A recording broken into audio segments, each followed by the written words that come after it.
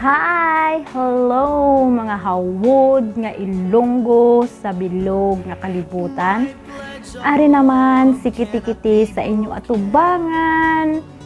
Kinatamyaw kugid kamo tanan mga admins, member diri sa aton payag. Ilabi na gid sa akon mami, Inday, Ilongga sa Amerika, kag sa akon mahal ko boss Razon Dolor. Ari naman ako sa inyo atubangan, ginapakilala ko sa inyo tanan ang kwento ng buhay ni Karakasa.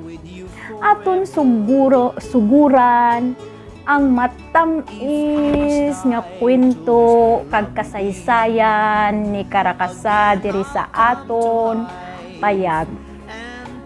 Umpisahan ta ang aton saysay sa aton miyembro nga si Karakasa. Dugay na gid diri sa aton payag si Karakasa.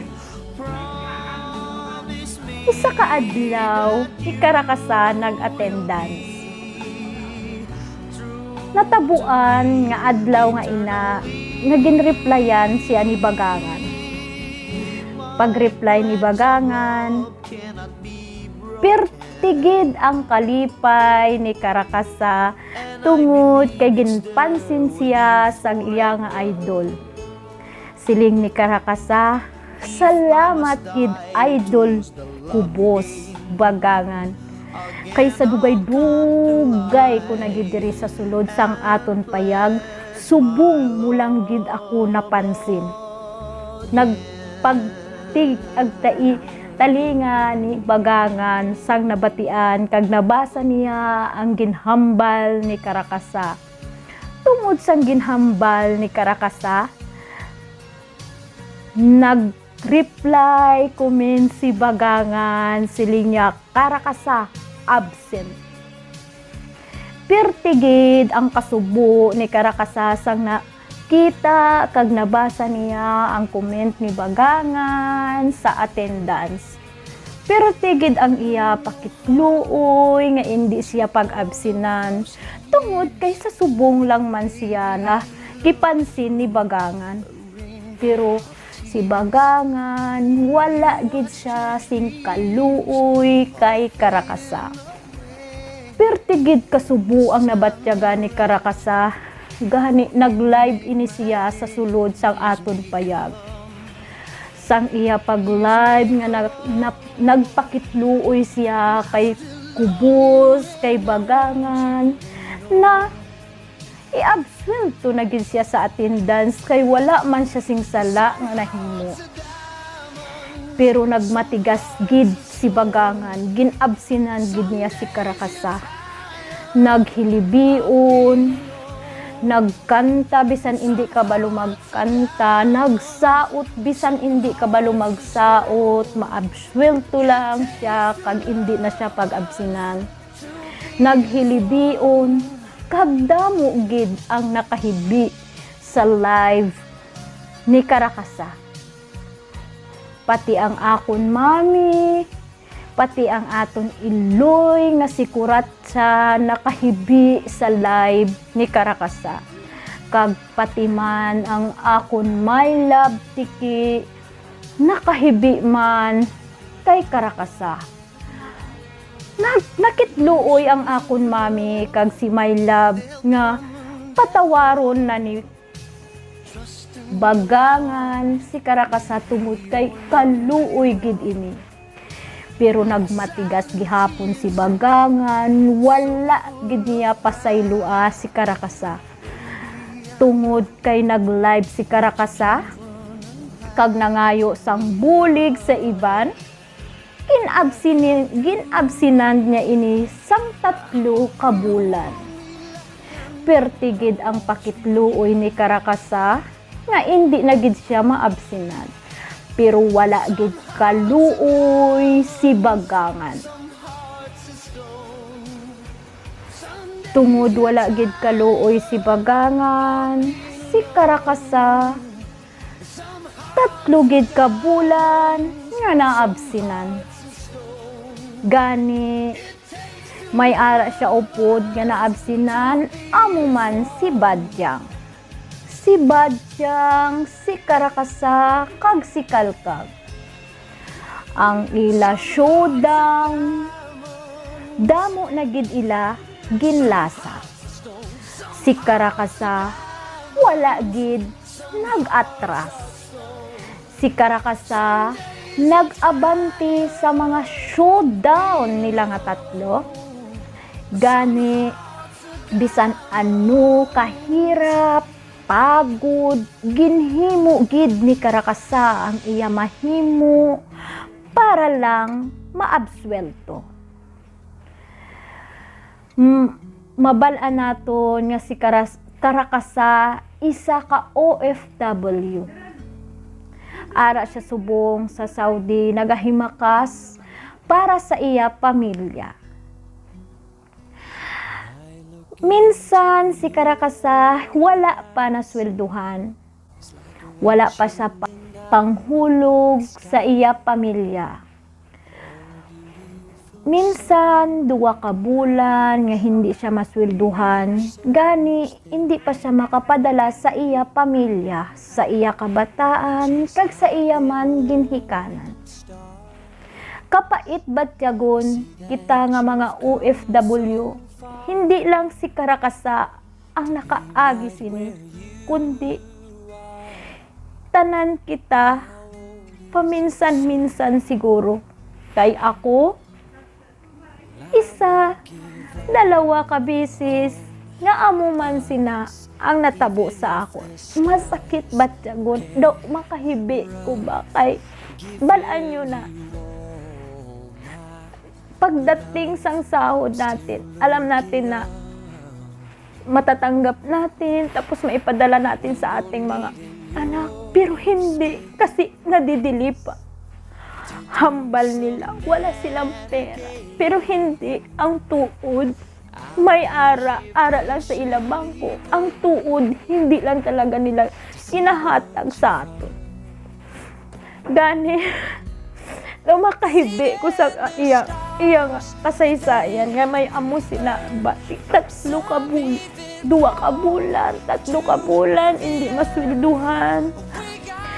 May anak ka, may pamilya ka na hindi mo mabigyan. Gaano kasakit.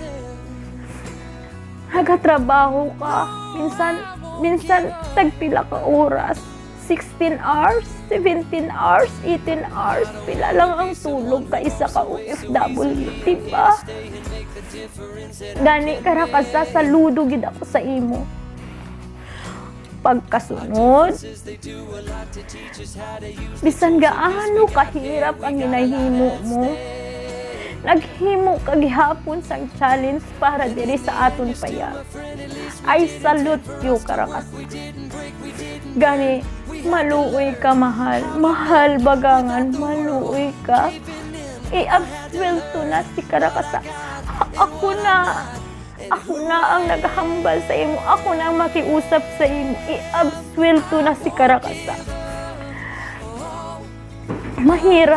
Mahirap yung alam mo yung wala kang ginagawang masama pero bigyan ka ng isang kasalanan na wala ka namang ginagawa.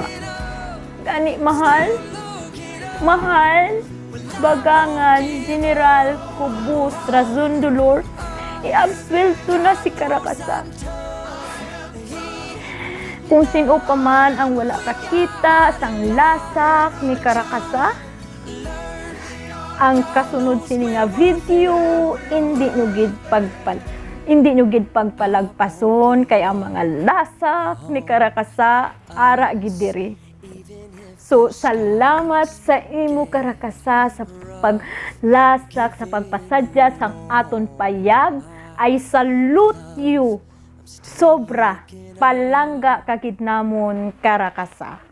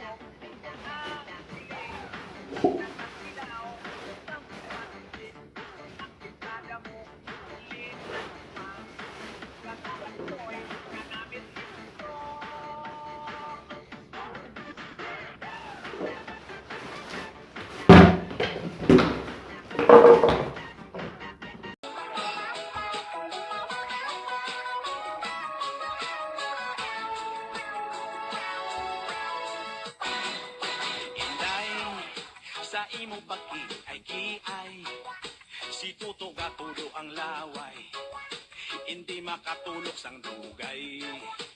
Hay, inday, sa imo yuko nga tunay, dughan ko sa imo nalipay, hindi mapunggan manghayhay. Hay, hay. Sa imo panglakat, mata ko gamutlat. Sa imo kagayon, mata ko galilipat. Ang imo nga supat, malapor sila na. Ang dughan ko inday. Kay gali na gumbang. Wow, yeah. Inday, siling sang imo tatay. Higugma ang tagit sang tunay. Kung mga walay kabulay. Hay, inday, siling man sang imo nanay, dire ka lang istar sa balay, agutan ng kami malipay. Hay, hay, sa imo panglakat, mata ko gamudlak, sa imo kagayon, mata ko galilipat. Ang imo nga supat, malapor sila na, ang dughan ko inday. Kay gali na gumbang. Kinahanglan ko ang imong reply nga kanang tinud-anay. Pagdalig reply ayaw dugay-dugay, kayang cellphone mo patay-patay. Ang akong cellphone nga kagubaon, di na mo tingog ang ringtone. Ang akong cellphone nga baraton, nindot ni gigali kuwaton. Lahi na karon ang panahon, kaysa unang panahon. Kaysa una kong manguyap ka, kinahanglan mamisita ka. Pero karon kay hay na cellphone ra